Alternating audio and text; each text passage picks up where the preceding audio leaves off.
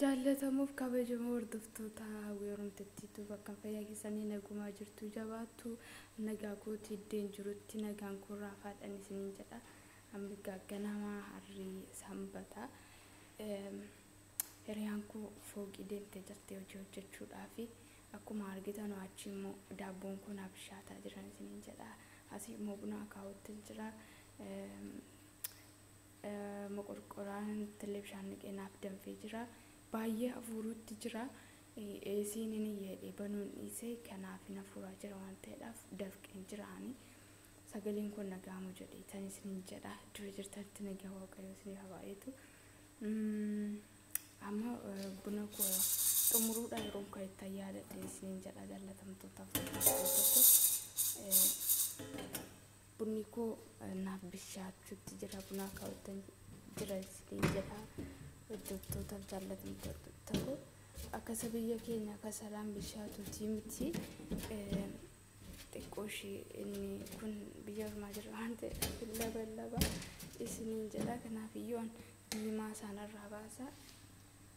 isinitti agarsiisa kun bunni kana fakkaata kana caalaa nyaataa wanti jedha finfadhaa isinitti waa'u wajjiniin dhibnaa faccaallee himaa finaan isiniin jedha isinitti mul'ata dheebii gamoontii qaba kana fakkaata bunni kun isiniin jedha jaallatamtoota hordoftoota kana caalaan akaawwiin hin barbaadu bareechaa ilaala bareechaa finfadhaan isiniin jedha keessaaf wajjin dhibnaa waamamtaniitti labalabee waan hin barbaanneedhaaf xiqqoon gosoonaa abiddaa akkasii keessoota kun jabanaan kos naaf danfeera jabanaan isin shaka'een cabde jirti fermuuzii dhumaan fayyadamaa isiniin jedha hordoftoota koo asitti immoo akkuma agartanuu daabboon koo naaf bishaachuutti jira hin banuu isinitti mul'ata mastaawotii kana keessaan jedha abdii wanti guutuun qaba yeroo booda immoo ba'ee naaf bishaate isinitti agarsiisan isiniin jedha hiriyaan koo fooqii hojii hojjetaarti waan ta'eedhaaf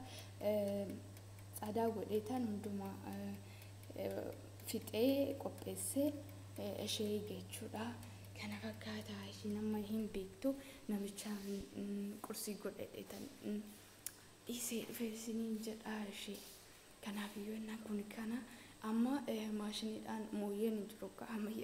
biyya kana isayyuu dhiifama wajjin dafquutti jira mootii baay'ee isaa baay'ee afuura hundumti keessaa warri du'u waan jirtanii ni beektu